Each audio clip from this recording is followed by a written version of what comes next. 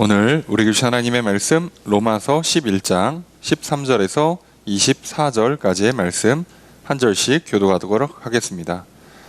내가 이방인인 너희에게 말하노라. 내가 이방인의 사도인 만큼 내 직분을 영광스럽게 여기노니 이는 내 고륙을 아무쪼록 시기하게 하여 그들 중에서 얼마를 구원하려 함이라. 그들을 버리는 것이 세상의 화목이 되거든 그 받아들이는 것이 죽은 자 가운데서 살아나는 것이 아니면 무엇 일이요. 제사하는 처음 익은 곡식 가루가 거룩한즉 떡 덩이도 그러하고 뿌리가 거룩한즉 가지도 그러하니라. 또한 가지 얼마가 꺾이었는데 돌 감람나무인 내가 그들 중에 접붙임이 되어 참 감람나무 뿌리에 진액을 함께 받는 자가 되었은즉 그 가지들을 향하여 자랑하지 말라. 자랑할지라도 내가 뿌리를 보존하는 것이 아니요 뿌리가 너를 보존하는 것이니라. 그러면 내 말이 가지들이 꺾인 것은 나로 접붙임을 받게 하려 함이라 하리니 옳도다. 그들은 믿지 아니함으로 꺾이고 너는 믿음으로 섰느니라.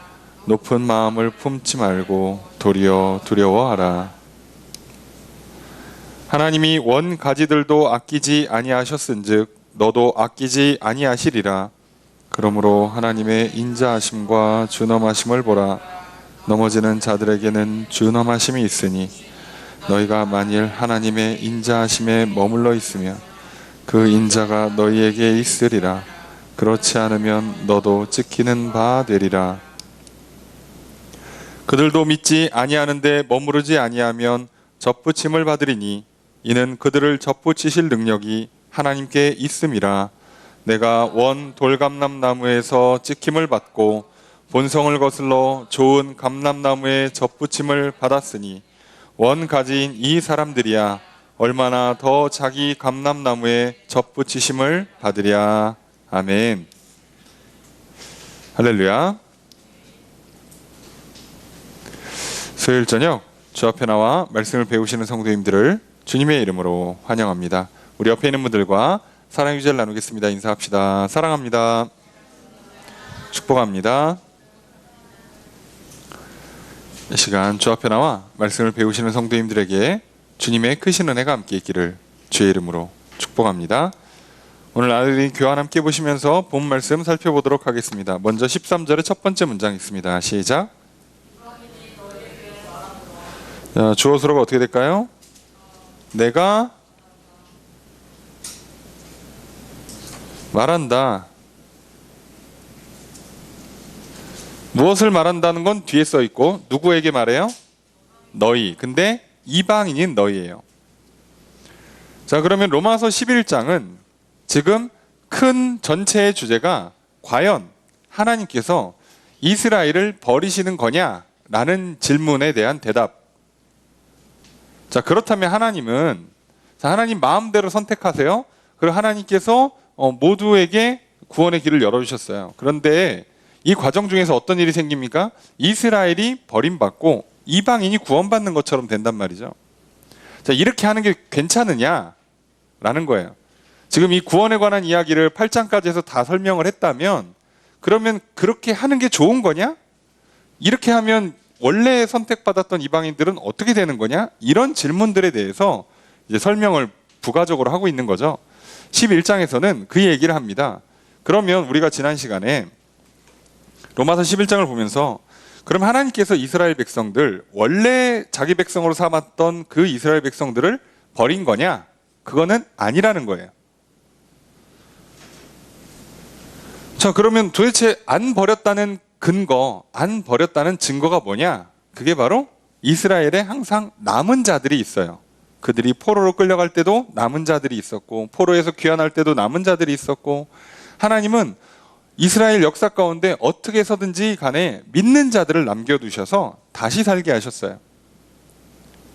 사실 이스라엘 가기 전까지 이스라엘이 시작하기 전에 창세기부터 살펴봐도 아브라함 전에 우리는 노아 용수만 봐도 알 수 있는 거예요. 아, 하나님은 모두가 다 범죄할지라도 그 믿는 한 사람, 그 사람을 남겨두시고 그 사람을 살려서 다시 믿음의 역사를 이루어 가세요. 자, 이게 하나님의 방식이란 말이죠. 그러니까 버린 게 아니라 이스라엘을 완전히 버린 게 아니라 이스라엘도 남은 사람이 있고 이스라엘도 믿는 사람들은 돌아온다는 거예요. 왜요? 지금 이 말을 하고 있는 바울이 이스라엘 사람이에요. 그러니까 하나님은 원래의 사람들을 버리냐, 새로운 사람을 들여오기 위해서 기존 사람을 버리냐, 절대 그렇게 안 하신다는 거예요. 하나님은 이 방법을 허락하신 독특한 이유, 놀라운 하나님의 지혜와 섭리가 있더라라는 거죠. 그래서 이들이 떨어져 나간 건 불신앙 때문인 거예요. 믿지 않아서 이들이 하나님 백성에서 멀어진 거고, 그렇다면 원래 이스라엘 백성들 중에서도 믿는 자들은 하나님 백성으로 계속 남아있고, 이제 이방인 중에도 믿는 자들은 하나님 백성으로 들어오고 하는 거예요. 자, 그렇다면 이제 오늘은 이어서 하나님께서 이렇게 이스라엘 버린 게 아니라 이렇게 항상 남겨두시는 거 보면 원래 그렇게 막 버리시는 분이 아니구나. 자, 이게 첫 번째 증거라면 오늘 우리는 접붙임에 관한 내용을, 그 접붙이는 원리를 가지고 증거를 삼는 거예요. 야, 지금 하나님께서 이스라엘 백성들 하나님의 백성으로 어떻게 합류시키는가를 봐봐. 이 원리를 보면 하나님은 사실 누구를 굳이 버릴 필요가 없어. 아니, 안 버리셔. 그래서 오늘 과연 이 접붙임 받는 게 도대체 어떤 방식으로 되는 건지, 그래서 그러니 역시 이스라엘을 버린 건 아니구나. 이스라엘뿐만 아니라 모두를 버린 게 아니지만 어찌됐든 간에 이스라엘을 버린 게 아니구나. 자, 남은 자의 원리를 우리가 지난주에 봤다면 오늘은 접붙임의 원리를 볼 거예요. 자, 그 내용을 이제 살펴보겠습니다. 13절에 두 번째 문장 있습니다. 시작.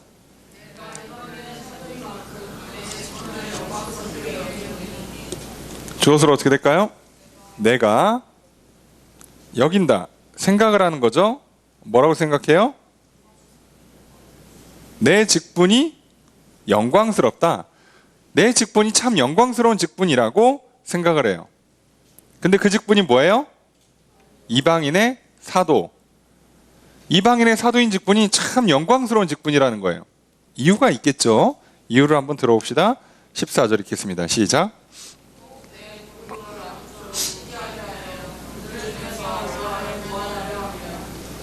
주어서로 어떻게 될까요?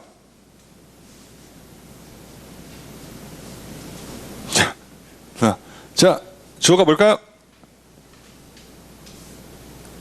내가입니다. 내가. 원문도 내가가 주어가 맞아요. 내가.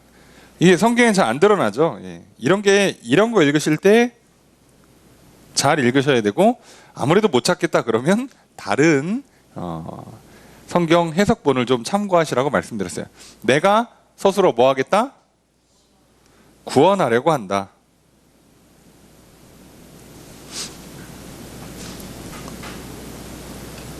구원할 것이다, 구원하고 싶다라는 뜻이에요. 자, 누구를? 내 고륙을. 이게 핵심이에요. 내 고륙을.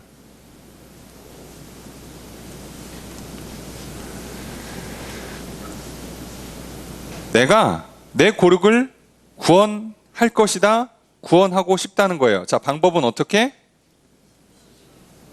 시기하게 만들어서 그들 중에 누구라도, 어떤 사람이라도 좀 구원하고 싶다, 이거예요. 자, 문장을 직역한 걸 정리해보면 이렇습니다. 만일 어떻게 해서든지 내 고륙을 시기하게 만들어서 나는 그들 중에서 몇 사람을, 얼마를, 누군가를 구원하고 싶다, 구원할 것이다.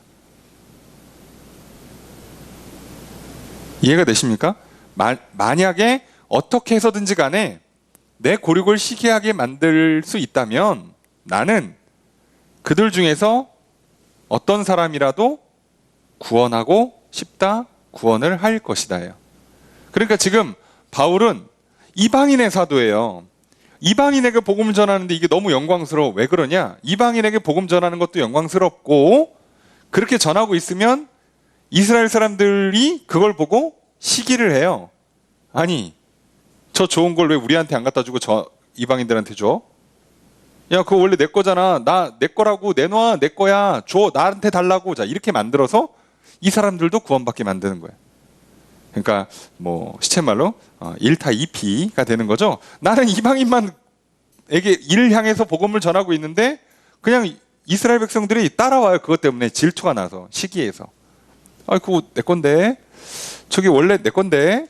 야, 그 자꾸 저쪽에 나눠주지 말고 놔줘. 자, 이래가지고 구원의 길로 들어오는 효과가 있다는 거예요. 그래서 바울이 야, 하나님이 내게 주신 직분이 정말 좋은 직분이구나.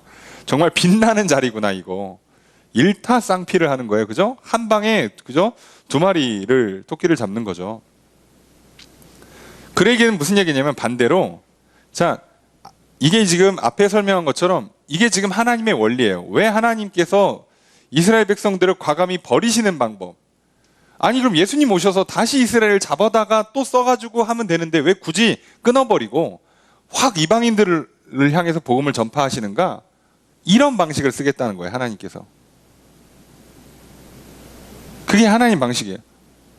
이걸 계속 설명했잖아요. 로마서에 계속 나와 있는 원리 중에 하나입니다. 그럼 이게 좋은 거냐? 앞에 설명했죠. 하나님 마음이니까 할 말은 없고, 실제로 효과면에서는 이렇게 하면 모두가 구원받는, 하나님 마음대로 하시면 실제로는 더 많은 사람들이 구원을 받게 되는 좋은 결과물이 나와요. 그래서 이게 좋다는 거죠. 방법으로는 살짝 좀 너무하네. 어떻게 저기 사람 살리고 구원하는데 그렇게 시기와 질투를 막 불러일으켜. 응? 너무한 거 아니야? 이렇게 생각하지 마시고, 지금 이게 하나님이 쓰시는 방법이고, 이게 인간의 어떤 본성과 상황을 이용하시는 하나님의 지혜예요. 어떻게 보면 구원을 향한, 복을 받기 위한 일종의 선의의 경쟁이라고나 할까요? 그렇게 만드시는 거예요. 좋습니다, 여러분. 우리도 알잖아요. 그래서 혼자 먹을 땐 밥맛이 그렇게 없다가도 옆에서 누군가가 와서 어머 맛있네 그러고 열심히 먹으면, 잠깐만, 분명히 내가 아까 이거 먹었는데 맛이 없었거든. 근데 얘가 맛있게 먹어, 계속 먹어. 그래서 가만히 생각이 들죠. 저거 내 건데 참. 자, 제가 다 먹으면 나 뭐 먹지? 그래서 나도 먹어요. 열심히 먹으니까 이상하게 맛이 있네. 자, 그래가지고 자꾸 열심히 먹게 돼요. 그래서 다 같이 잘 먹는 아름다운 결과물이 나와요. 이렇게 된다는 거예요. 그죠? 하나님께서 만드시는 방법은 이 선한 일을 향해서도 이렇게 우리가 스스로 에너지가 안 나올 때 이렇게 서로 부딪히게끔 만드는 거죠. 여러분, 시기와 질투의 그 근본 마인드가 뭐예요?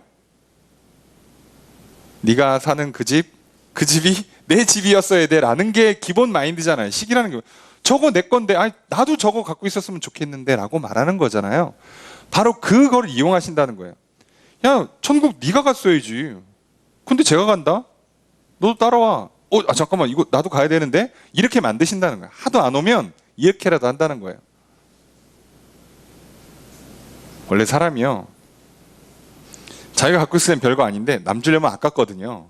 그래서 남 준다 그러면 아니야, 우리도 알잖아요. 장난감 같은 거. 너 이거 안 갖고 놀면 옆집 준다? 그러면 열심히 갖고 놀아요. 자, 이렇게 만드는 거죠. 자, 그런 마음, 하나님께서는 이렇게 해서라도 모두를 다 구원의 길로 이끄시는 거예요. 그래서 바울은 그걸 알기 때문에, 야, 하나님께서 내게 이 이방인의 사도라는 직분을 주신 것은 정말 빛나고 아름답고 정말 높은 자리를 주신 거구나 알게 되는 거죠. 그 얘기예요. 자, 15절 함께 읽습니다. 시작.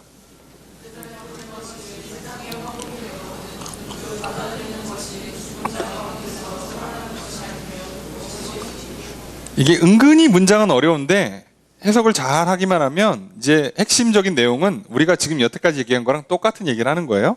자, 주어 서술어 볼까요?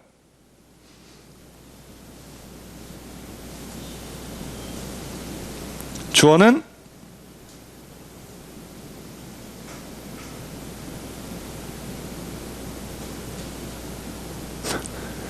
이거예요. 주어.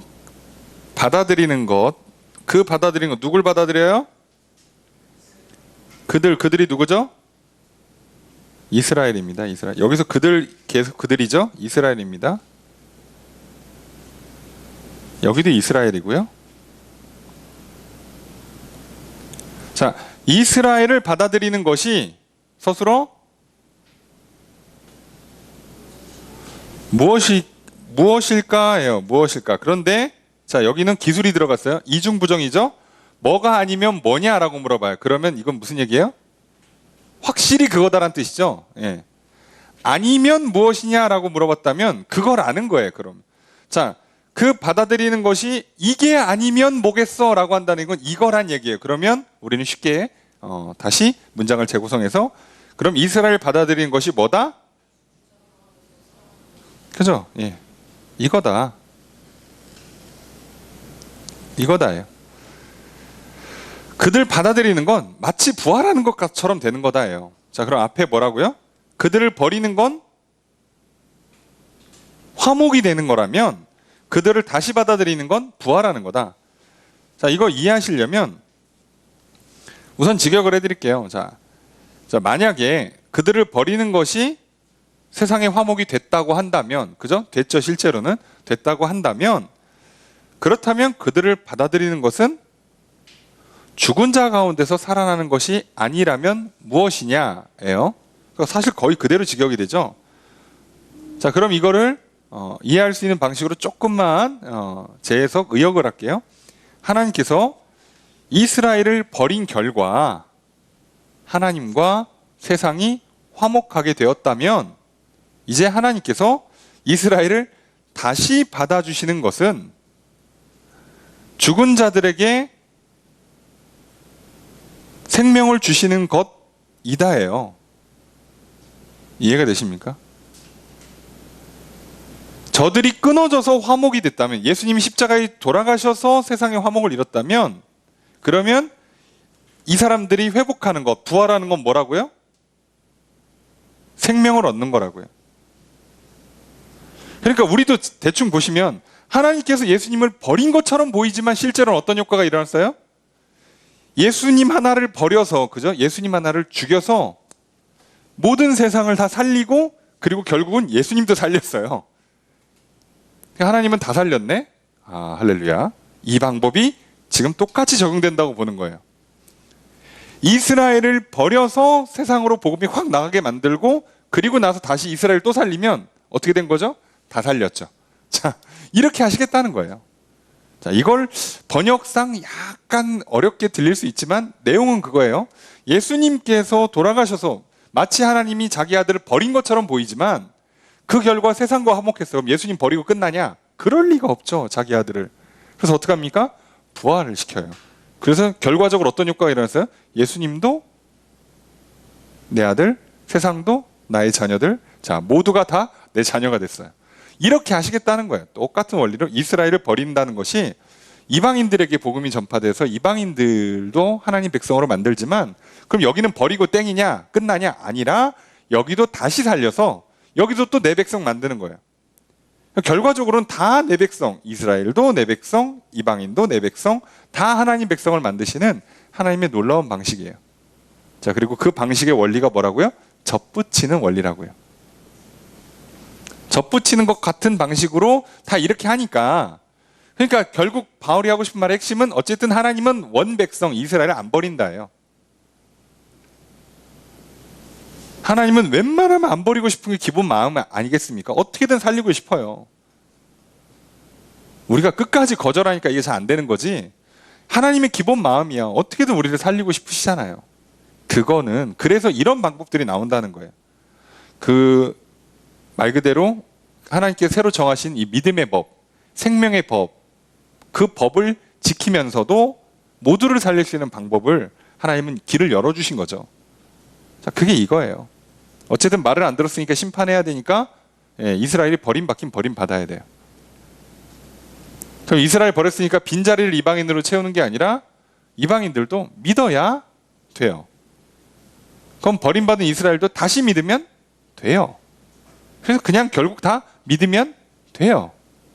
근데 사람들은 너무 혈통에 매어서 생각을 하니까, 민족에 매어서, 상황에 매어 생각을 하니까 니들 관점으로 상황이 이렇게 돌아가는 것 같지만 결국은 다 돼요.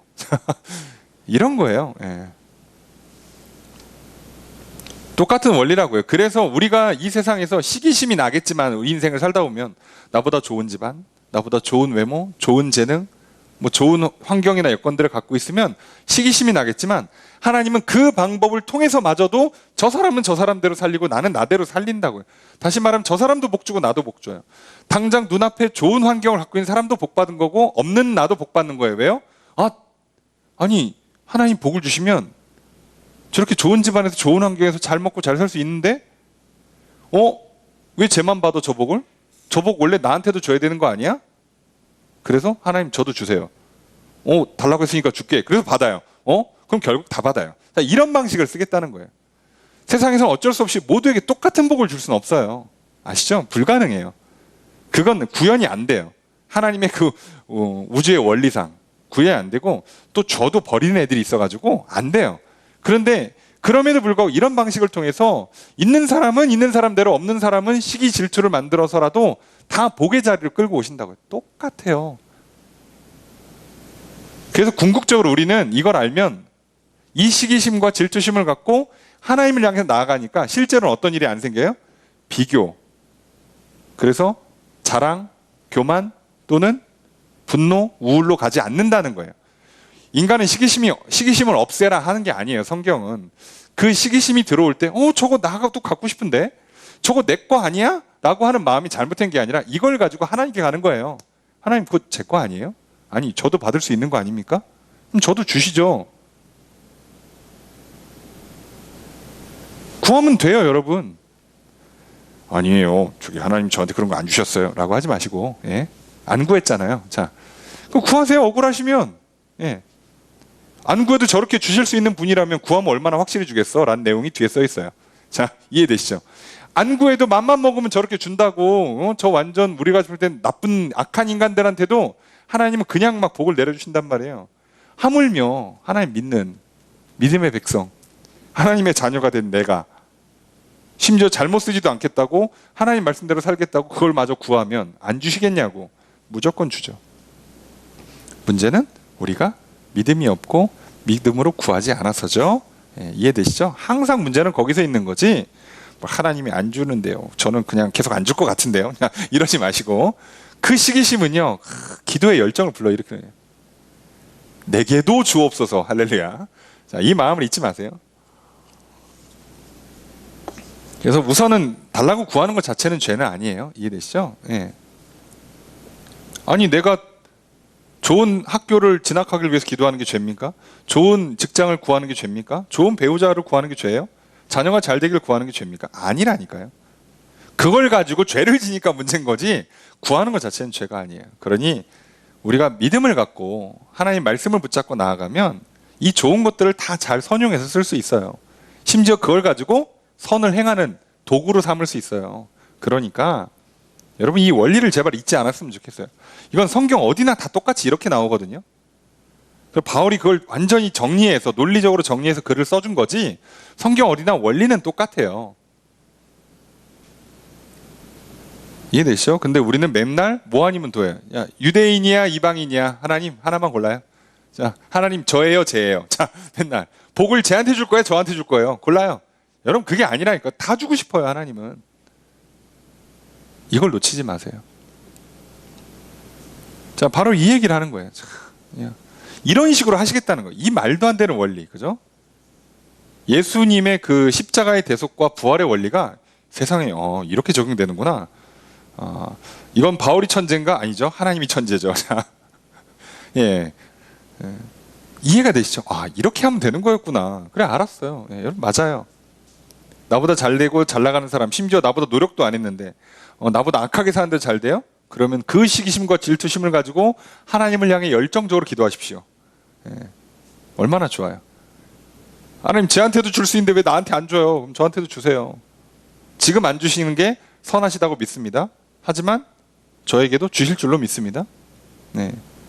아니 그 이상도 줄 수 있고 그 이상을 안 줄 수도 있는데 하나님 주실 수 있는 분입니다. 그렇다면 하나님 내게 우선 구합니다. 주세요. 제가 쓸 수 있는 만큼 주세요. 감당할 수 있는 만큼 주세요. 그리고 그리할 수 있도록 또 알려주세요. 도와주세요.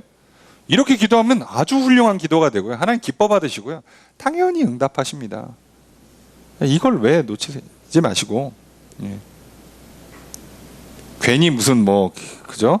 소년이여 야망을 가져라 그래가지고 기도는 크게 합시다. 이런 거 아니에요. 이해되시죠? 원리가 그런 방식은 아니에요. 예. 이해가 좀 되시기를 부탁드리고, 자 16절 첫 번째 문장으로 읽겠습니다. 시작.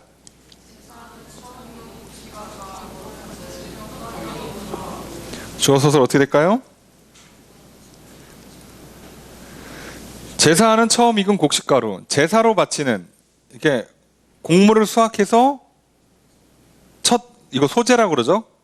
가루를 드리는 이 소제, 요 제사 이렇게 많이 쓰긴 했는데 요게 거룩하다. 그러면 떡덩이도 그러하다. 거룩하다는 얘기죠.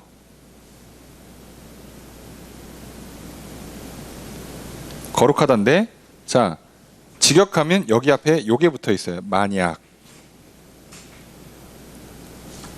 요렇게 는 거 쉼표.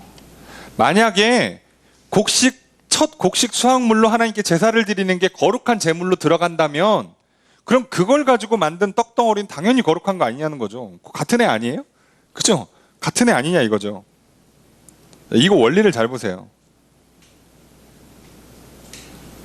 그 다음에 16절의 두 번째 문장 있습니다. 시작. 자, 그러니까 실제 주어는 뭐예요?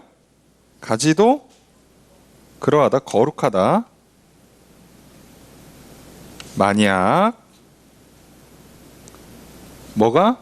뿌리가 거룩하다면 가진 당연히 거룩해요. 자, 이 얘기 왜 하는지 아시겠죠? 접붙임의 원리 때문에 그래요. 네가 거룩해서 하나님의 백성이 되는 게 아니라 원 뿌리가 거룩해요. 근데 넌 거기다 꽂아놨다. 그래서 넌 그냥 거룩해지는 거예요.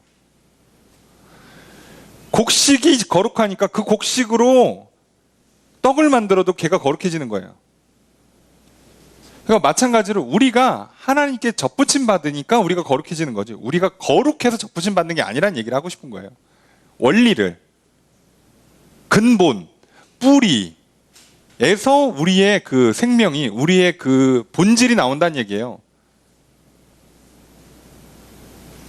지금 이 얘기를 왜 하냐면 유대인이 뭐가 특별하거나 유대인이 뭘 특별히 잘했거나 특별히 못했기 때문도 아니란 얘기고, 이방인이 뭘 특별히 잘했거나 못했기 때문이 아니라 오직 뭐 때문에? 믿었냐 안 믿었냐 때문에 결정나는 거예요. 믿는 사람들은 접붙이니까, 접붙임 받으니까 하나님으로부터 회복되고 하나님으로부터 은혜를 받고 하나님께서 빛을 비춰주시고 하나님께서 막 믿음을 넣어주시고 사랑을 채워주시니까 이 사람이 바뀌는 거지, 너가 뭘 해서 바뀐 게 아니라는 거예요. 사람들 막 구분하잖아요. 민족을 구분하고 시대를 구분하고. 여러분 이거 구분하지 마세요. 진리라는 건 원래 시공간을 초월해야 되는 거잖아요. 옛날에 맞고 지금은 틀리면 진리는 하고 말하기는 어렵죠. 사람은 죽는다. 이게 진리인 이유가 뭐예요? 옛날이나 지금이나 사람 다 죽거든요. 근데 만약에 사람은 60이면 죽는다. 그러면요, 이게 옛날에 맞는데 지금은 안 맞는 거가 되는 거예요. 이해되시잖아요. 그러니까 이게 항상 맞아야 돼요. 그러니까 기본 원리는 어떤 민족성에 있는 게 아니라 어떤 그런 시대의 분위기. 야, 이제는 이방인의 시대야. 뭐 이런 거 하지 마세요. 그죠? 아, 지금은 유대인의 시대고, 아, 이제부터는 이방인의 시대고, 뭐 이런 거 아니라는 거예요. 그런 게 아니라 민족에 의해서 결정되거나 뭐 때가 바뀌었다거나 분위기나 흐름이 탔거나 이런 세상의 어떤 물질적인 환경적인 걸로 인해서 우리의 구원이나 우리의 어떤 그 하나님 백성됨이 결정되는 게 아니라 하나님이 믿는 애들을 꽂아다가 자기한테 붙여놓으면 거룩해지는 거예요. 거룩은 니들 거 아니라는 거예요. 구원도 네가 하는 거 아니라고 그랬죠? 하나님이 주권적으로 하시는 거고 다 은혜예요. 그래서 거룩한 성품도 네가 만들어내는 게 아니라 받아내는 거예요. 공급받아서 생기는 거지 너는 그 힘이 없어요. 그러니 이스라엘도 문제는 뭐예요? 믿지 않는 거였고, 이방인도 문제가 있다면 믿지 않는 거예요. 왜냐하면 접붙임 받는 유일한 조건, 믿느냐라는 거죠. 딴 거 자꾸 하는데 그게 아니라 핵심은 이거라는 거예요. 자, 17절 읽습니다. 시작.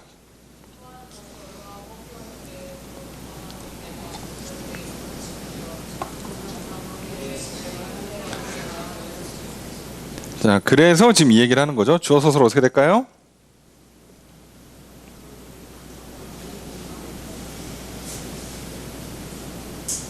그죠? 돌 감람나무인 너. 돌 감람나무라는 얘기는 뭐예요? 이거 야생 올리브 나무란 뜻이에요. 써드릴까요? 야생.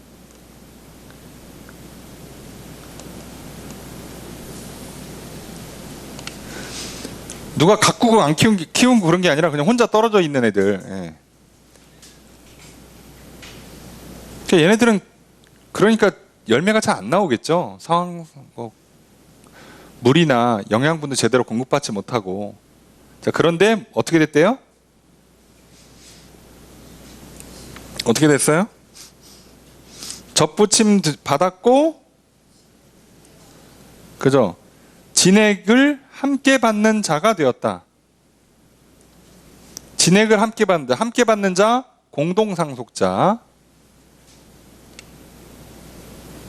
그러니까 이 그 뿌리의 진액을 공동상속자가 된 거예요.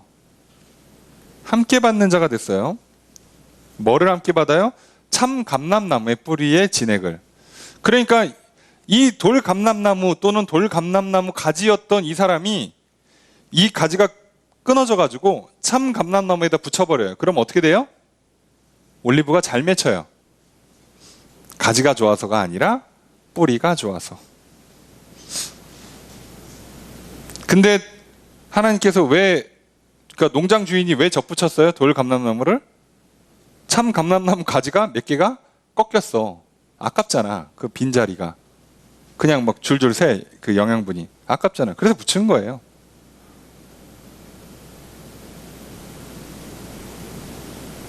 자, 그러니까 계속 설명드리지만 우리 안에 있는 믿음도 소망도 사랑도 그로 발미암아서 발생하는 어떤 거룩한 행실, 거룩한 성품이라는 것도 전부 다 우리 게 아니에요. 다 공급받아서 나오는 거예요. 그러니 되지도 않는 믿음과 소망과 사랑으로 하나님 백성이 되겠다. 율법주의라고 그랬죠. 예, 공로주의. 또는 내가 거룩한 성품을 이루어내겠다. 예, 그러니까 도를 닦고 득도를 하겠다라고 하라는 방식들 전부 다 불가능한 거예요. 성경에서는 그게 가능하다는 얘기를 한 적이 없어요.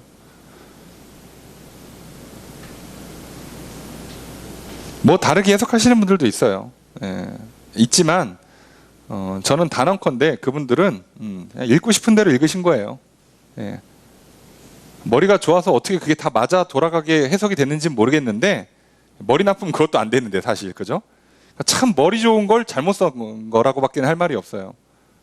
어떻게 다 해석을 해갖고 말을 맞췄어. 근데 그런 뜻이 아니에요.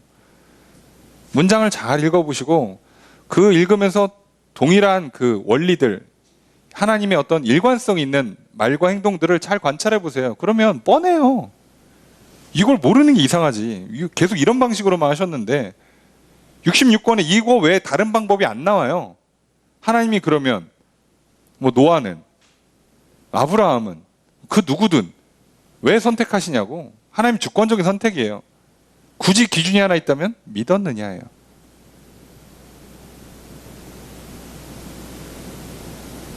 그래서 보면 그 믿음의 사람이라고 불리는, 의인이라고 불리는 사람도 다 실수하잖아요.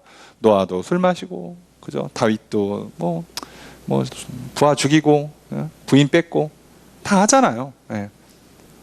자기 안에 이미 있었으면 그 정도 레벨에 올라가신 분들이 왜 그런 실수를 하겠어요, 그죠? 나는 관대하다, 뭐 이쯤 됐는데 뭘 뭐 실수를 해? 그게 아니라 안 돼요, 여러분. 접붙임에서 끊어지는 순간 실수하는 거예요. 그러니까 우리가 할 일은 뭐만 있다고요? 접붙임 받는 거. 그래서 우리 입장에서 해야 되는 거 1번 받는 거. 잘 받기 위해서 해야 되는 2번이 구하는 거. 그죠? 이게 우리의 주 업무라고요. 해내는 건요. 잘 받고 계속 구하면 돼요.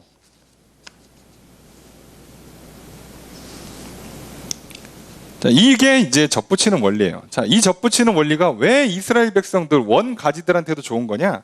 자, 봅시다. 우선 쭉 봅시다. 18절 첫 번째 문장 읽습니다. 시작. 주어서로 어떻게 될까요? 너희는 자랑하지 말라. 자랑하지 마라. 명령문이죠. 누굴 향해서? 그 가지들. 이 가지들은 어느 가지예요? 원래 가지들, 그죠? 원래 참 감람나무의 가지예요.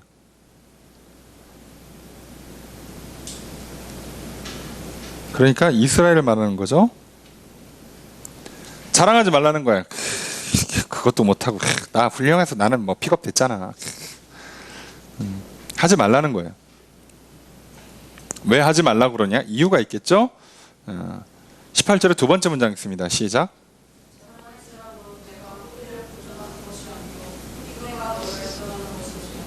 주어서로 어떻게 될까요?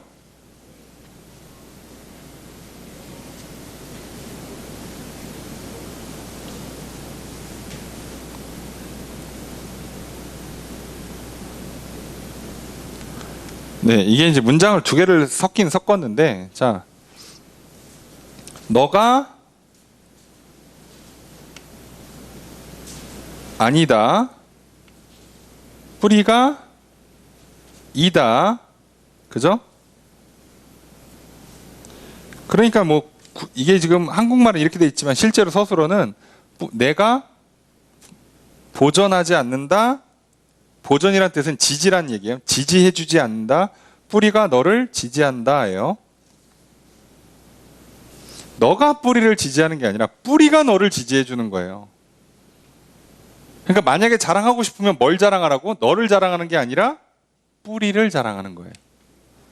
그러니까 우리가 자랑하고 싶으면 이제 나의 어떠함을 자랑하는 게 아니라 나의 근원, 지금의 나를 만들어주는 그 근원인 하나님을 자랑하는 거예요. 하나님을 자랑하는 것, 칭찬하는 것, 그래서 우리가 하는 일들을 다 찬양이라 불러요.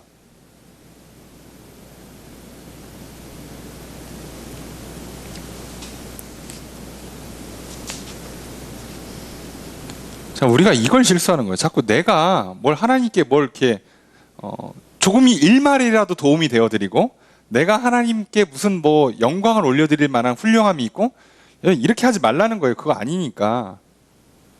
너가 하나님으로부터 뭘 받아서 그나마 뭔가 하나님께 도움이 되는 것처럼 보이는 일을 할 수 있다는 얘기예요. 실제로는 뭐라고요? 도움이 안 돼요. 내가 이렇게 열심히 사는데 하나님 일 잘하고 있는데 왜 도움이 안 되냐고. 너 아니고도 할 사람 많아요. 너 아니라 일 더 잘하는 애를 부르면 더 잘해요. 그러니까 꼭 넣어야 될 이유가 없다니까요. 착각하지 마세요. 여러 번 설명드렸잖아요. 예수님께서 비유로 설명하실 때 그 무익한 종의 비유라고 불리는 제목 붙여 있는 그 비유. 종들이 그 일을 다 하고 나서도 주인한테 일하고 왔지, 들어오니까 주인 오니까 발 닦여주지, 그리고 밥 차려서 밥 먹고 난 다음에 먹어요. 근데 주인 그렇게 했으니까 종 입장에서는 우리 주인은 나 없으면 못 살아. 그냥 내가 주인을 주인답게 만들고 있는 거야. 주인은 종 잘 만난 줄 알아야 돼. 이러면 어떻게 된다고요?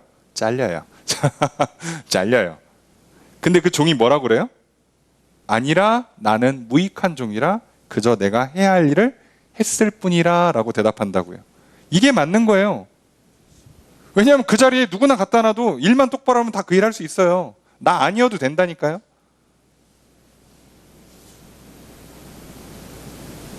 그냥 해야 할 일을 하는 거예요. 아니, 쉽게 얘기하면 우리는요, 하나님으로부터 믿음이 채워져서 소망이 샘솟아서 사랑이 넘쳐서 그래서 믿음을 갖고 사는 거고 소망을 품고 사는 거고 사랑으로 충만해져서 하나님을 사랑하고 이웃을 사랑하면서 사는 거예요. 당연히 되는 거라고. 이게 되어지는 거라고요. 자연스럽게. 나 아니면 또 누가 하나님을 사랑하겠어. 자, 이러면 큰일 납니다. 아마 그 말 하는 순간부터 이제 슬슬 꺾여져 나간다고 보시면 돼요. 오히려 더 안 좋아요.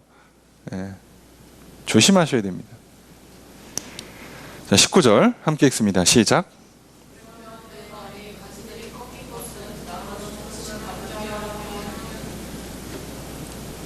주어서로 어떻게 될까요? 내가 번역을 왜 이렇게 하는지 모르겠는데 내가 말한다예요. 아, 주여. 자, 이렇게 말할 거라는 거예요. 뭐라고? 가지들이 꺾인 것은 접붙임 받게 하려고. 누구를? 나를. 저게 꺾여지는 바람에 내가 접붙임 받은 거구나. 이젠 말을 그렇게 할 거라는 거예요. 저거들은 꺾여져도 싸고 나는 훌륭하니까 당연히 접붙임 받는 거야가 아니라 야, 쟤네를 꺾이는 바람에 내가 살았어. 이렇게 얘기하는 거예요. 내 입장에선 그래요. 근데 이제 하나님은 어떻게 합니까? 그 꺾여진 가지도 다시 붙이면 돼요. 어떻게 해요? 이 줄기에서 이렇게 살짝 흠집 내가지고 다시 끼면 돼요. 사실 다 접붙일 수 있어요, 하나님은. 그런데 누구만 접붙인다고요? 믿는 자들만 접붙인다고요. 근데 나한테 접붙임 받을 수 있는 기회는 사실 내 입장에서 어떻게 온 거예요? 누군가가 떨어져 나왔기 때문에. 그렇다고 해서 내가 접붙임 받을 만큼 잘났냐? 그건 또 아니라는 거예요. 그러니까 빈 자리가 생기는 바람에 나한테 기회가 왔어요. 예, 그 바람에 내가 접붙임 받았어요.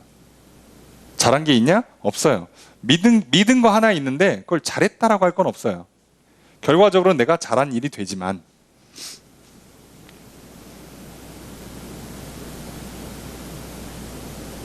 그래서 이것에 대한 결론이 이렇게 나옵니다. 20절 첫 번째 문장 있습니다. 시작.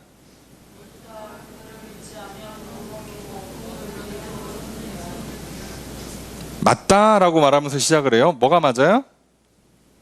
그들은 꺾이고 너는 섰다. 서 있다라는 뜻이에요. 자, 그들은 안 믿어서 꺾인 거고 너는 믿어서 서 있는 거예요. 꺾였다는 건 이렇게 망했다는 얘기거든요. 의미상으로는. 저들은 망했고 너는 안 망하고 서 있다 예요. 뭐 때문에? 단지 믿음 때문에. 다른 기준이 없어요. 다른 기준이. 그래서 20절에 두 번째 문장 있습니다. 시작. 주어서로 어떻게 될까요? 너는 품지 마라.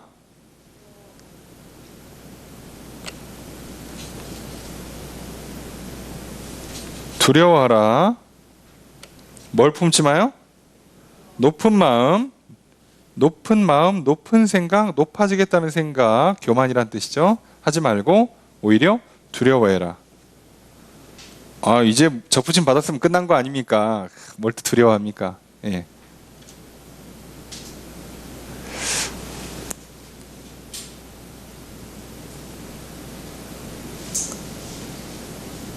어떤 이단들 중에는 접붙임 받으면 끝난다고 생각하는 이단이 있어요. 예. 이제부터는 회개하거나 의심하거나 두려워하면 그게 곧 불신이라 너는 그렇게 자꾸 불신하면 지옥이야 이렇게 돼요. 그러니까 너는 이제 접붙임 받았으면 이제부터는 죄를 지어도 네 영혼은 죄를 짓는 게 아니야. 네 영혼은 하나님께 접붙임 받았으니까. 네 몸이 죄를 져. 괜찮아. 근데 그거는 왜? 어차피 버릴 몸이니까. 썩을 몸이니까. 네 영혼은 하나님께 접붙임 받았으니까 설령 네 육체가 죄를 짓더라도 네 영혼은 회개할 필요가 없어. 라고 하는 이단이 가까이 있죠. 자, 생각보다 논리가 탄탄합니다. 그럴듯해요. 자, 늘 얘기하잖아요. 이단들은요, 바보 멍충이들이 아니라고요. 그럴듯한, 우리가 뭔가 설득력 있고 좋아할 만하고 교묘하게 빠져들고, 예, 그리고 왠지 내 마음에 쉽고 편한 길을 제공해주는 그런 방식으로 우리를 속여요. 그런데 그 말을 들으면 제가 늘 얘기하잖아요. 틀린 게 아니라 일부가 맞고 일부가 틀려요. 여기선 맞는데 성경 다른 본문에 넣으면 안 맞아. 이런 현상이 생겨요. 그걸 조심하라고요. 아까도 얘기했잖아요. 옛날에는요, 60 못 살아. 야, 80전에 다 죽어. 그 말이 맞았어요. 지금은요, 야, 80전에 다 죽어. 그 말을 쓰면 안 돼요. 그죠? 어지간하면 80은 산다. 이렇게 된단 말이에요. 그러니까 우리가 뭔가 시대에 따라서 변하거나 다른 성경 본문에는 말이 안 되고 누군가한테는 적용이 안 되는 건 진리를 받으면 안 돼요. 근데 좋죠 뭐. 예. 그런 거 좋아하시는 분들 많아요. 많아요. 예. 저희보다 많아요. 가슴 아프게. 예. 분발하도록 하겠습니다. 주여. 자, 21절 함께 읽겠습니다. 시작.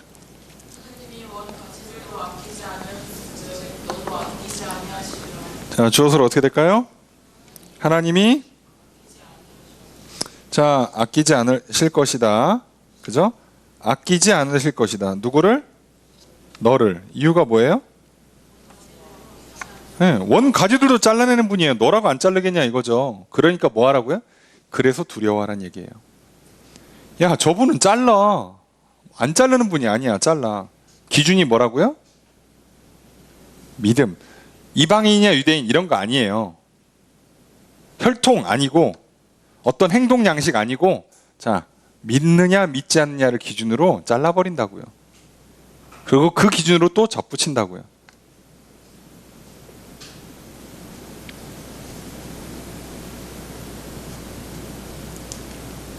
(22절) 첫 번째 문장 있습니다. 시작. 자, 그러니까 이 두 가지가 다 있는 거예요. 주어서로 어떻게 될까요? 너희는 봐라.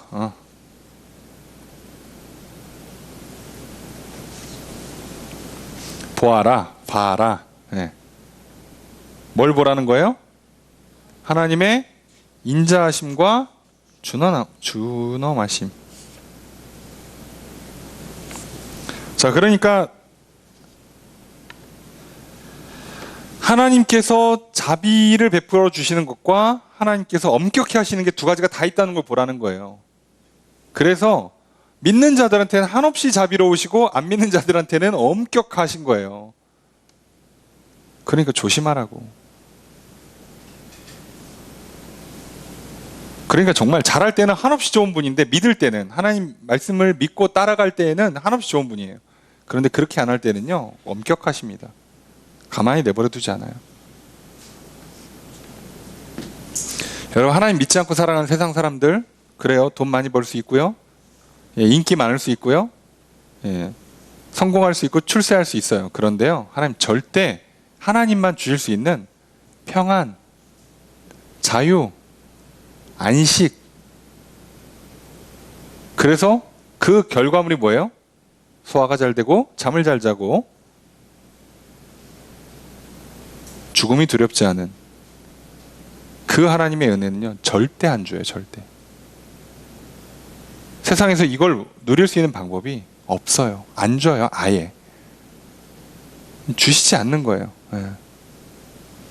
이렇게 나름 이렇게 정신 수양하고 다 하시던데 예, 안 돼요. 예, 안 되는 거 알면서 왜 그래? 그죠? 예, 되는 줄로 믿는 거지 안 돼요. 예. 얼마나 하나님께서 이거만큼은 정확하신지를 보셔야 돼요. 왜요? 하나님이 법을 만드신 분이고 하나님께서 법을 집행하시는 심판자인데, 입법자고 심판자인데 그 입법하신 내용과 심판하시는 기준이 딱 하나예요. 심지어 그게 믿음이라고. 그럼 당연히 여기에 대해서 믿는 자들에 대해서 한없이 선하시고 안 믿는 자들에게 한없이 엄격할 수밖에 없어요. 기준이 하나밖에 없는데 당연히 그렇죠. 이건 어쩔 수 없는 거예요. 자, 이걸 잘 보시라는 거죠. 22절의 두 번째 문장 있습니다. 시작. 자, 주어서로 어떻게 될까요? 그죠? 준엄함이 있다. 누구한테? 그죠? 넘어져. 안 믿는다는 얘기죠. 믿음에서 파선한 사람들은 준엄함을 엄격하게 잘라내실 거예요. 자, 그러면 당연히 22절의 세 번째 문장 함께 읽습니다. 시작.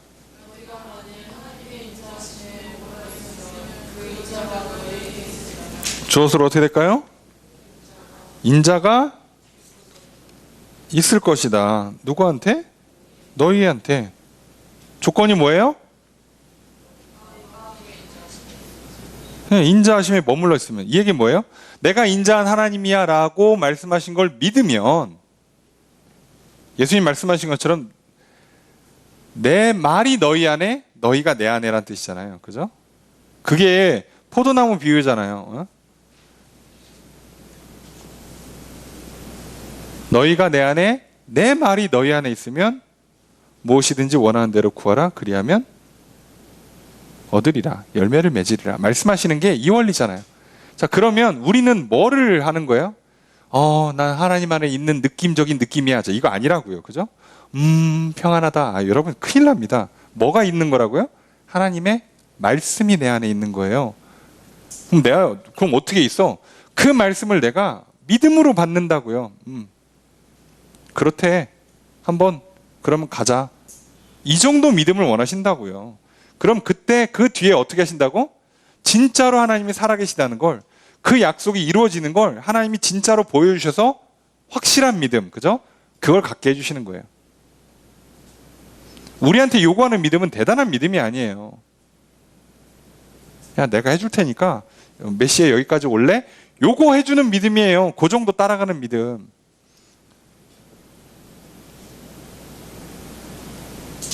그래서 우리한테는 뭐가 들어온다고요? 말씀이 들어오는 거예요. 말씀이. 그래서 하나님은 인자하시다라는 이 문구가, 이 문장이, 이 말씀이 들어와서 하나님 인자하셔? 하나님이 용서해 주시는 거야? 내가 죄를 이렇게 많이 졌는데 나 안 될 것 같은데? 그렇지만 그럼에도 불구하고 하나님이 인자하신 분이라 돌아오면 용서해 준다고? 이 땅에서 뭐 문제는 어쩔 수 없다 쳐도 천국은 보내준다고? 그래? 그러면 나도 기도해야지. 하나님, 제가 죄가 이렇게 많은데 용서해 주신다고 하셨으니까 저도 용서해 주세요. 그 하나님 그 믿음을 보고 오케이, 너 용서해 줄게. 끝. 이렇게 된다는 거예요. 그 믿음, 그 정도 믿음. 내 생각이나 내 신념과 싸워 이길 수 있을 정도의 믿음만 있으면 돼요. 딱 그 정도. 그러고 나서 그 사람이 참된 자유를 얻고 용서를 받고 평안을 누리고 그러면요, 그때부터 뭐가 생겨요? 진짜 믿음. 보통 우리가 확신이라고 표현하는. 진짜 용서해 주시는구나. 우와, 이렇게 좋은 거였어? 평안한데? 와, 너무 좋은데? 그러니 이제부터 어떻게 해요? 그 안에 있으면 당연히 죄를 안 져요. 어지간하면 죄 안 져요. 중간중간에 사람인지라 실수할 수 있을지 몰라도 웬만해선 죄 안 져요. 아니, 이 정도 죄 지면 지옥 가겠다 싶을 정도의 죄는 잘 안 질 거예요. 그렇게 된다고요. 점점점 사랑이 커지고 이렇게 바뀐다고요. 왜요? 믿음 안에 거해서. 내가 이제 죄 용서받았으니까 그래 이제 나도 도리를 다해야지. 살려줬으면 사람이 그 양심이 있지. 열심히 살아야 되는 거야. 자, 이제부터 내가 죄를 안 져야겠어. 옛날처럼 살 수 없어. 내가 이제 기회를 얻었으니까, 다시 살 수 있는 기회를 얻었으니까 나는 이제 똑바로 살 거야. 여러분, 다시 무너집니다. 절대로 사람은 그렇게 쉽게 안 바뀌어요. 이해되시죠? 뿌리에서 오는 거라고요. 영양분은. 우리의 거룩함, 우리의 사랑은 하나님으로부터 오는 거지. 이 용서받았으니까, 이제 두 번째 기회를 줬으니까 이제 내가 열심히 살아야지. 못 살아요. 그럴 거였으면 첫 번째 기회 때도 했었어야지. 못 한다고요. 이걸 놓치지 마세요. 자, 그래서 안타깝지만 22절 네 번째 문장 있습니다. 시작. 주어 소설 어떻게 될까요? 너도 지키는 바가 될 것이다. 쉽게 얘기하면 너도 잘려나간다는 얘기예요. 뭐 하면? 그렇지 않으면, 뭘 안 하면? 네. 하나님 인자하시다라는 그 말씀을 붙잡고 있지 않으면, 믿지 않으면 너도 잘려나가. 누구나 똑같은 조건이에요. 동일 조건. 하나님 이거 하나만 제시하니까.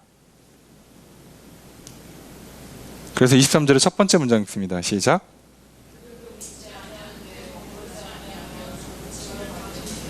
그러니까 이 접붙이는 원리가 이러니까, 자, 그들 누구죠? 주어 서술어. 그들도 접붙임을 받을 거다. 그들은 누구예요? 이스라엘이에요. 이스라엘이 이방인이 접붙임 받는 거랑 똑같은 원리가 이스라엘한테 제공되겠죠. 하나님 다른 원리를 제공하지 않잖아요. 동일하게 제공할 거예요. 그렇다면 이제 잘려 나갔던 사람들도 또 뭐만 하면? 믿지 않는데 머무르지 않고, 그럼 무슨 얘기예요? 믿으면이에요. 믿으면.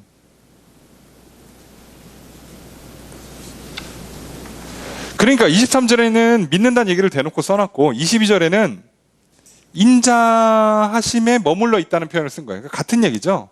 그러니까 하나님이 인자하시다라는 걸 믿으면, 하나님이 날 용서해 주신다, 하나님이 나를 구원하신다, 이걸 믿으면, 요즘같이 저희들같이 이렇게 불신의 시대를 살아가는 사람들에게는요, 이렇게 문장 조금만 다르게 써도 잘 못 받아들이는 기현상이 있어서, 여러분들 같은 뜻입니다. 오해하지 마시고요. 22절과 23절은 같은 얘기를 하는 거예요. 갑자기 딴 얘기하는 걸로 헷갈리지 마시고 같은 얘기입니다. 믿으면 이스라엘도 믿으면 접붙임 받아요. 이방인도 믿으면 접붙임 받아요. 단지 이방인이 믿어서 접붙임 받는 그 시작점은 안 믿는 이스라엘 백성들이 잘려 나간 것 때문에 기회가 시작된 것 뿐이지 원리는 똑같아요. 믿으면 접붙임, 안 믿으면 잘려 나감이에요. 그 왜 접붙임 받아야 되냐? 아이 그럼 나도 그냥 이렇게 뭐 우리도 무슨 파나 그죠? 알죠? 이렇게 잘라서 그냥 대 꽂으면 크는 애들 있잖아요. 뿌리 내리고 그 뭐라고 하던데. 갑자기 생각하니까 생각이 안 나지만 고등학교를 졸업한 지 오래돼서 하긴 그런 거 있어요. 그죠?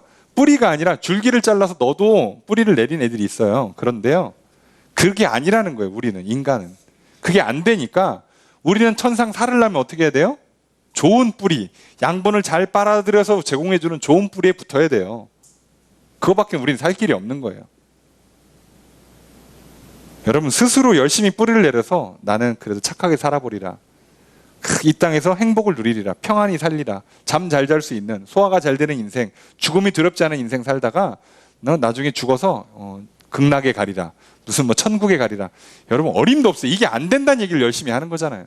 그게 안 되니까 그걸 제공해 줄 수 있는 뿌리에 붙으라는 거예요.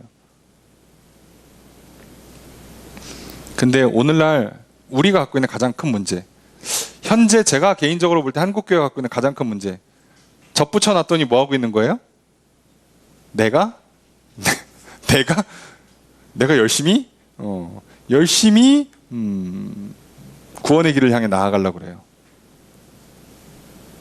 그럼 무슨 얘기예요? 접붙여 놨더니 뿌리에서 제공하는 걸 안 받고 뭐 어떻게 받겠다는 거예요? 이파리로만 흡수를 하나? 하여간에 제공해 주는 걸 안 받고 자기 힘으로 해요. 아니 그럴 거면 왜 들어왔어? 예. 그럴 거면 처음부터 거기서 해야 하지. 뭘 굳이 접붙임 받아서 나 혼자 해. 원 뿌리에서 제공돼 주는 걸 안 받을 거라면 왜 접붙임 받았냐고. 그럼 네가 하지. 근데 안 되니까 들어오게 해주신 거잖아요. 근데 들여왔더니 네가 하래. 잠깐만, 우리는 지금 이 혼종, 뭔가 굉장히 잘못된 왜곡된 혼종을 겪고 있는 거죠. 이거는 접붙임의 원리가 아니에요. 여러분 이건 바울이 창시한 게 아니라 예수님도 말씀하시잖아요. 나는 포도나무여 너희는 가지라고 아예 정의를 내리셨잖아요. 예수님 말씀하세요. 니들 안 돼. 안 돼. 나한테 붙어야 돼. 나한테 붙어야 된다고. 나한테 붙는 조건, 내 말을 너희들 안에다 넣어놔. 그러면 내 말을 갖고 있는 애들을 내가 딱 붙을 거야. 내가 하는 말 믿으란 얘기잖아요. 그러니까 그것만 하라는 얘기예요. 그러면 이제 너희는 열매를 많이 맺는 인생, 그죠? 성령의 열매, 사랑과 희락과 화평들 쭉쭉쭉 맺는다 이거죠. 근데 그거 떨어져 나가면 니들은 절대 열매 못 맺어. 죽어도 못 맺어. 그죠? 잘린 가지가 열매를 맺는 건 뭐 인류 역사에 단 한 번도 없고 앞으로도 없을 거예요. 안 된다는 얘기를 하시잖아요. 그건 있을 수 없는 일이에요. 겉으로 볼 때는 저 사람은 거의 천사급이다. 뭐 우리가 한국사에서 많이 쓰는 말로 거의 저 부처님급이다. 자, 그래도 속은 안 돼요.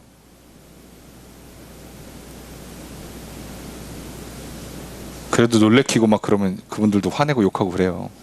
안 돼요. 이거 못 고쳐요, 사람은. 안 된다고. 자, 이걸 이게 접붙임의 원리예요. 이 원리 때문에라도 하나님은 이스라엘 절대 안 버려요. 그죠? 버릴 필요가 없어요. 이스라엘도 믿으면 다시 붙이면 되니까. 자리가 제한되어 있는 게 아니란 얘기예요. 원리상 그렇고 시작점만 그렇게 시작됐다는 것 뿐이지 원리는 그냥 다 접붙이면 돼요. 다 돼요. 인원 제한 없습니다. 뭐 오늘날 문제가 되는 인종차별 이런 거 없어요. 그냥 다 믿으면 접붙이는 거예요. 자, 23절 두 번째 문장 있습니다. 시작. 이게 진짜 중요한 거죠. 주어서로 읽겠습니다. 그죠? 이 접붙이는 능력이 있다예요. 있다. 하나님께. 하나님은 이걸 접붙일 능력이 있으세요. 이해가 되시죠? 아니, 생각해 보세요. 이방인도 접붙이시는 분이 원래 가지였다가 떨어져 나간 이스라엘을 왜 못 접붙이냐고. 그거 할 수 있지. 이해가 되시죠?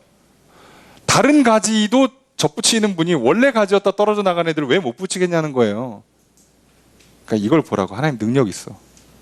믿는 자들은 다 접붙일 능력이 있어. 자, 믿기만 하면 돼. 하나님 말씀을 믿기만 하면 돼. 그러니까 이스라엘도 하나님 말씀을 믿기만 하면 돼. 이 얘기예요. 그래서 오늘의 말씀의 결론이 이렇게 나는 거예요. 자, 함께 읽습니다. 시작.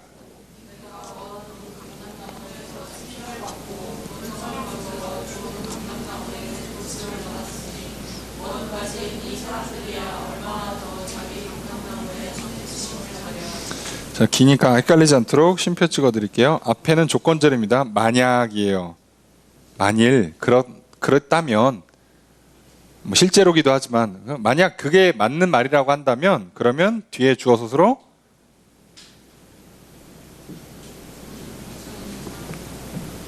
그죠? 원 가진 이 사람들이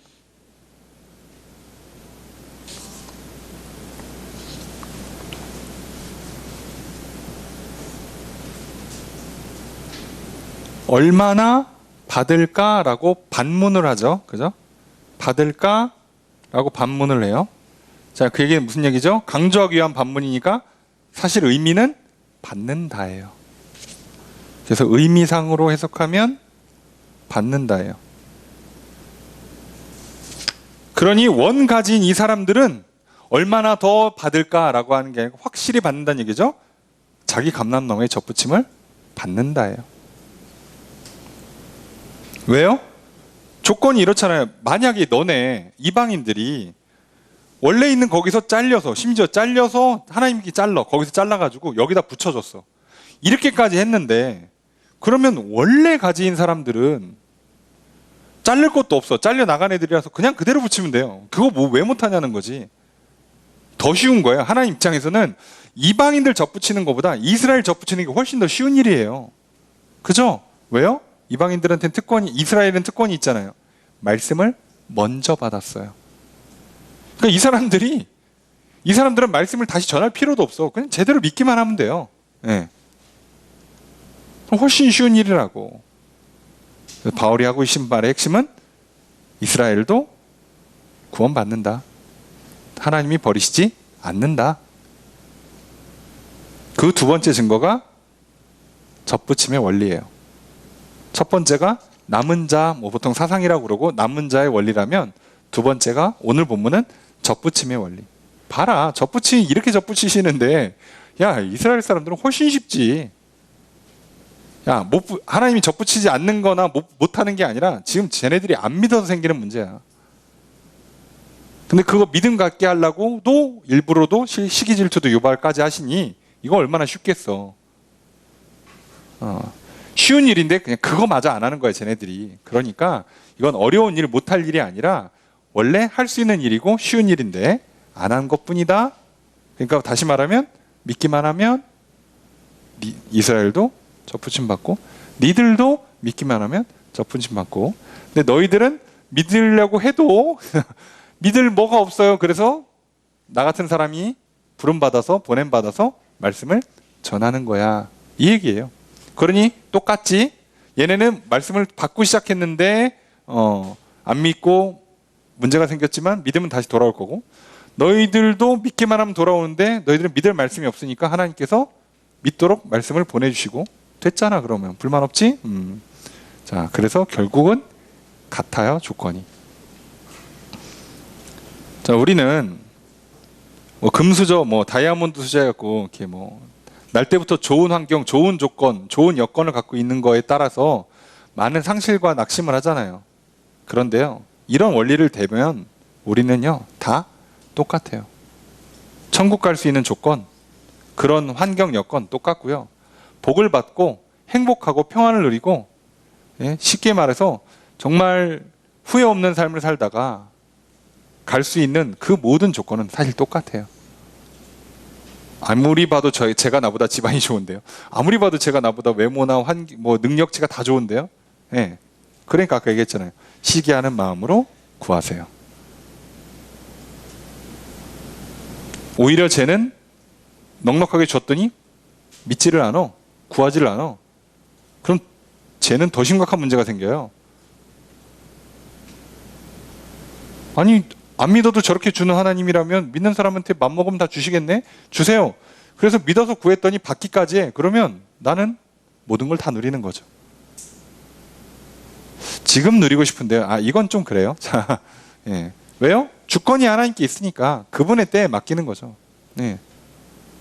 그리고 또 우리는 다 안 줘야 돼. 그래야 여기가 조사오니 이 소리 안 해요. 주님 나라가 속히 왔으면 좋겠습니다. 라고 하니까 그래서라도 여기에서 모든 걸 여기를 천국처럼 만들어 주시지 않을 거예요. 그렇다 할지라도 어쨌든 이 원리를 잘 기억하시고 여러분 제발 흔들리지 마시길 부탁드립니다. 요즘 세상에 눈에 보이는 걸로 그죠? 우리의 생각을 또 우리의 의지와 우리의 감성을 자꾸 자극하니까 우리가 쉽게 흔들리는 시대를 살고 있잖아요. 그럴수록 더욱 말씀을 믿으시기를 하나님의 인자하심에 거하시기를 바랍니다. 오늘 이 접붙이시는 하나님 안에서 접붙임 받아 살아가는 저 여러분들, 그래서 하나님으로부터 그 뿌리 안에 넉넉히 더욱 풍성한 믿음을, 소망을, 넘치는 사랑을 공급받아 살아가시고 하나님이 주시는 생명의 복을, 그래서 영원한 생명뿐만 아니라 이 땅에서도 생명의 풍성함을 누릴 수 있도록 주시는 복을 누리며 살아가시는 저 여러분 되기를 소망합니다. 그렇게 좋은 뿌리에 접붙임 받았으니 좋은 열매 맺고 살아가시는 저 여러분 되시기를 주의 이름으로 축복합니다. 말씀 보겠습니다. 바울은 그들을 버리는 것이 세상의 화목이 되었다고 말합니다. 그렇다면 그들을 버리는 것은 무엇과 같다고 말합니까? 15절에 버리는 게 뭐와 같대요? 네?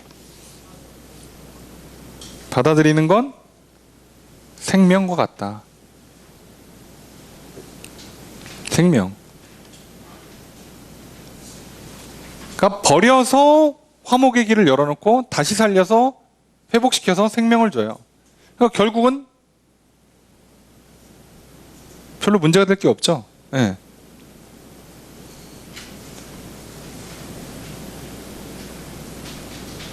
그래서 이걸 통째로 그냥 부활의 생명이라고 표현하는데 뭐 사실은 생명이에요. 회복 자체가 부활이에요. 다시 받아들여지는 게 부활의 의미인데 하여간에 생명을 얻는 거죠. 자, 이걸 잊지 마십시오. 자, 생명을 얻는 겁니다. 그러니까 이스라엘도 어떻게 보면 좀 과정에 좀 고생은 했을지 몰라도 하나도 손해본 게 없어요.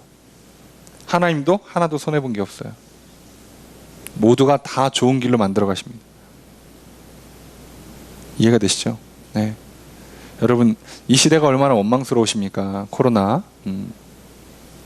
또 저 같은 분들, 저희 세대는 뭐 2000년대 들어서 온 세 가지 악재가 있잖아요. 한국에 IMF, 예, 금융위기, 그리고 코로나.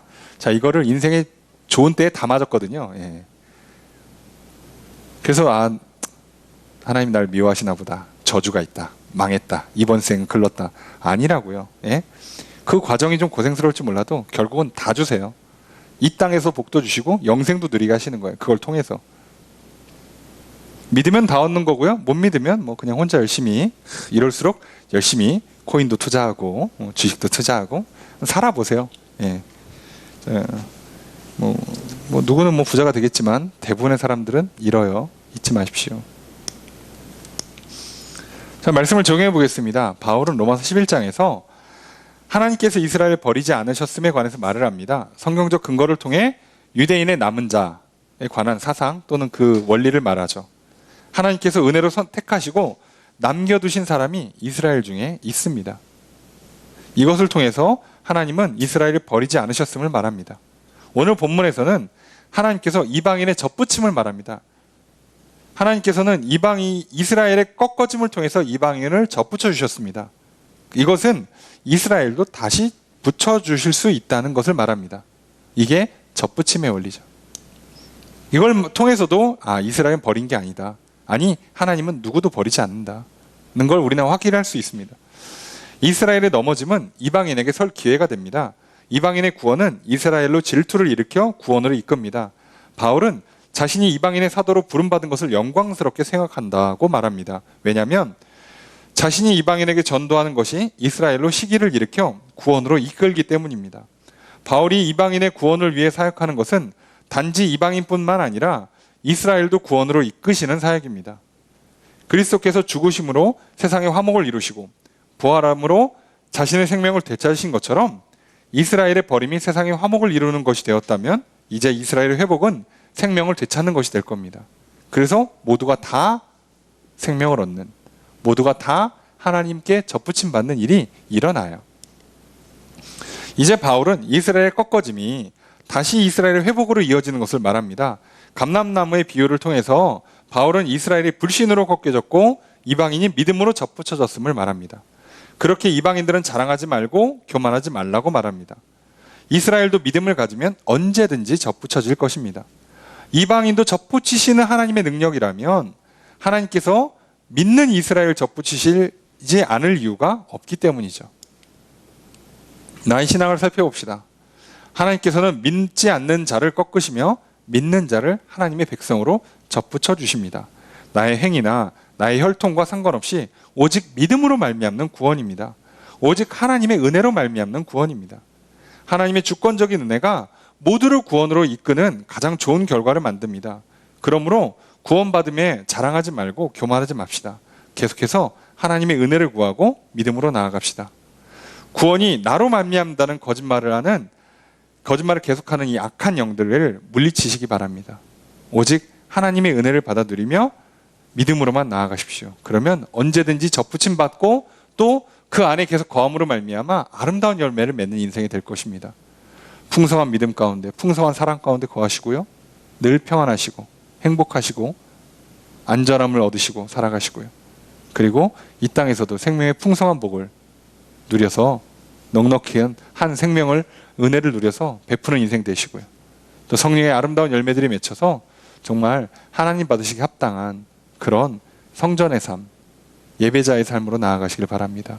바로 그 원리, 믿음으로 하나님께 접붙임 받아 그 하나님으로부터 공급받는 이 은혜, 이 믿음과 소망과 사랑으로부터 시작된다는 것을 잊지 마십시오.